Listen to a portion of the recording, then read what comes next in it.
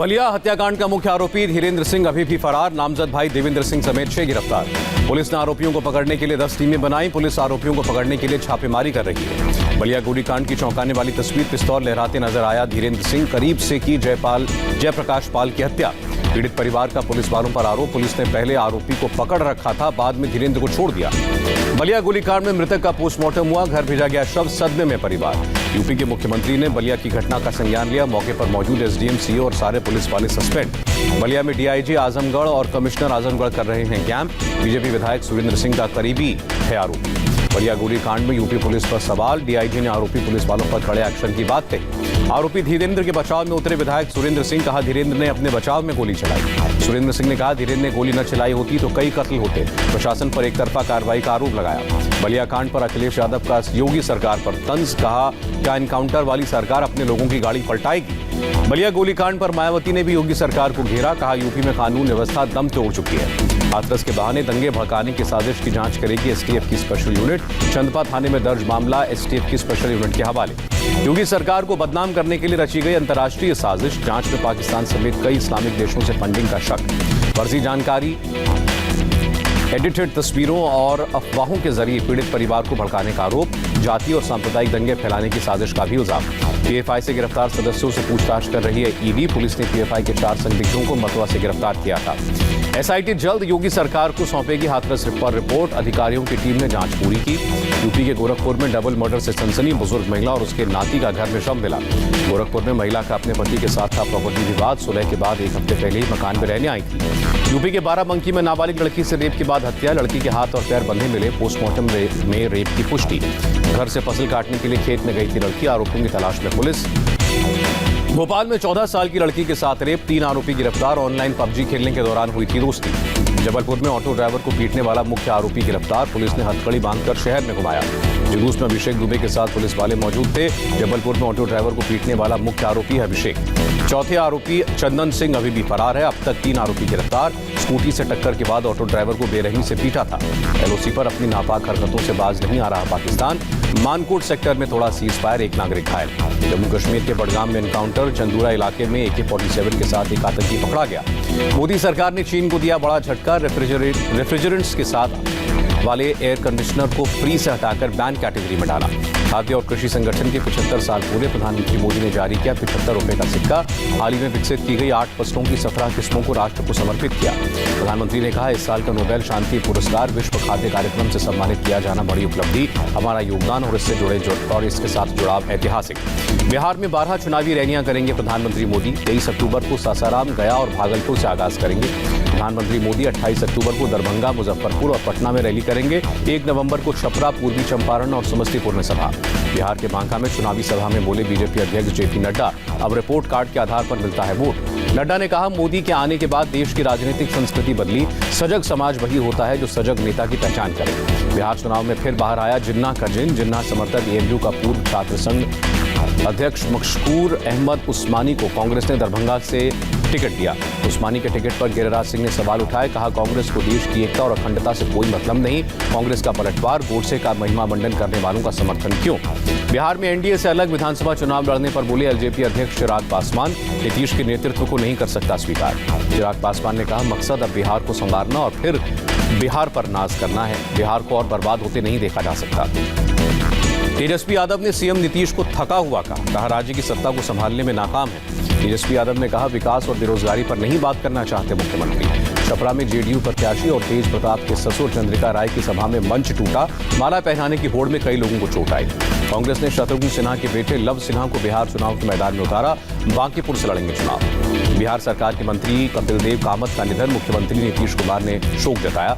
BJP ने Olympic medallist पहलवान योगेश्वर दत्त को हरियाणा के बड़ौदा उपचुनाव में उम्मीदवार बनाया। 3 नवंबर को वोटिंग। गीता फोगाट, साक्षी मलिक समेत हरियाणा के कई खिलाड़ी हरियाणा के मुख्यमंत्री खट्टर से मिले थे। योगेश्वर दत्त को फिर से टिकट देने की मांग की थी। कांग्रेस नेता सज्जन सिंह का कैलाश विजयवर्गीय पर विवादित बयान।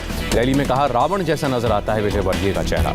शिवराज सिंह चौहान की संपत्ति पर दिग्विजय सिंह का सवाल पूछा। मामा आपका कौन सा व्यवसाय है, आपने संपत्ति 13 गुना बढ़ा ली। उज्जैन में जहरीली शराब पीने से हुई मौतों पर कमलनाथ ने शिवराज सरकार को घेरा। कहा एमपी में फिर से माफिया का राज। शिवराज सिंह चौहान ने किया कमलनाथ पर पलटवार। कहा, कमलनाथ के शासनकाल में उनके मंत्री असली माफियाओं के बारे में बताया था। पहले उनको जनता को जवाब देना चाहिए। कांग्रेस में सोनिया गांधी के उत्तराधिकारी खोजने की कवायद तेज। पार्टी को 2021 की शुरुआत में नेता खोज लेने की उम्मीद। संजय राउत ने कहा, आजकल पूरे देश में पश्चिम बंगाल और महाराष्ट्र में ही राज्यपाल हैं, बाकी कहां हैं कुछ पता नहीं। बीजेपी विधायक राम कदम ने सीएम उद्धव को चिट्ठी लिखी। रामलीला के आयोजन को इजाजत मिले। ममता सरकार के खिलाफ कोलकाता हाईकोर्ट पहुंची बीजेपी। 138 नेताओं के खिलाफ दर्ज केस को दूसरे राज्य में ट्रांसफर करने की मांग। बीजेपी सांसद लॉकेट चैटर्जी ने गृह मंत्री को चिट्ठी लिखी। बेलघाट क्लब में धमाके की एनआईए जांच की मांग। दिल्ली की आबोहवा लगातार खराब। आईटीओ पर आज सुबह 285 रहा AQI।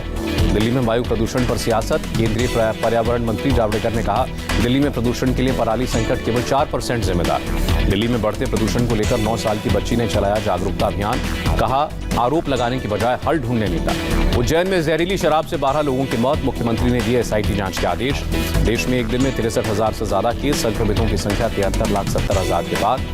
देश में कोरोना से 24 घंटे में 895 लोगों की जान गई। अब तक 1,12,000 से ज्यादा लोगों की मौत।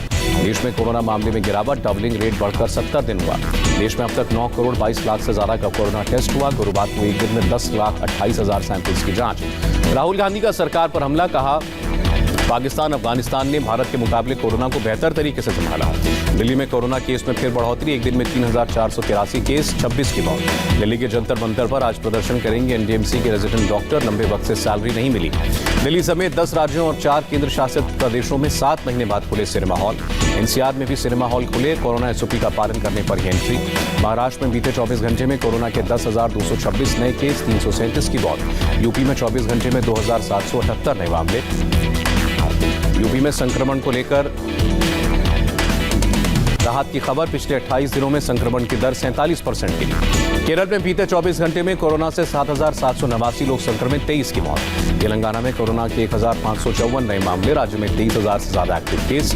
करीब 7 महीने बाद फिर से खुला गुजरात का गिर नेशनल पार्क। कोविड प्रोटोकॉल के तहत मिलेगी एंट्री। गिर के जंगल में लायन शो का वीडियो वायरल। शेर के सामने जानवर छोड़कर वीडियो बनाया। शेर के बगल में खड़े होकर वीडियो बना रहे थे लोग। वन विभाग वीडियो बनाने वालों की तलाश में। सूरत में फैशन डिजाइनिंग के स्टूडेंट्स ने अनोखे अंदाज में किया गरबा। PPE किट पहनकर झूमते नजर आए। 19 अक्टूबर से पंजाब में फिर खुलेंगे स्कूल। सिर्फ 9वीं से 12वीं के छात्रों को स्कूल जाने की इजाजत। वैष्णो देवी के भक्तों के लिए राहत भरी खबर। टट्टू, पिट्ठू और पालकी सेवा बहाल। हेलीकॉप्टर और बैटरी कार सेवा भी शुरू। नवरात्र को देखते हुए जम्मू के वैष्णो देवी मंदिर के आसपास सुरक्षा कड़ी। कटरा में नजर रखने के लिए ड्रोन का इस्तेमाल। नवरात्रि में श्रद्धालु पंचकुला के मनसा देवी का कर सकेंगे दर्शन। 11,000 तक भक्तों को दर्शन की इजाजत। अमावस्या पर रामेश्वरम के समुद्र तट पर पितरों के लिए तर्पण पर रोक। कोरोना के मद्देनजर प्रशासन का फैसला। दिल्ली के लाडो सराय इलाके में एनकाउंटर। पुलिस ने उत्तर प्रदेश के मुजफ्फरनगर के नामी बदमाश को गिरफ्तार किया। मुंबई में कारोबारी की किडनैपिंग में शामिल रहे 5 बदमाश गिरफ्तार। किडनैप करके नासिक रोड ले गए थे बदमाश।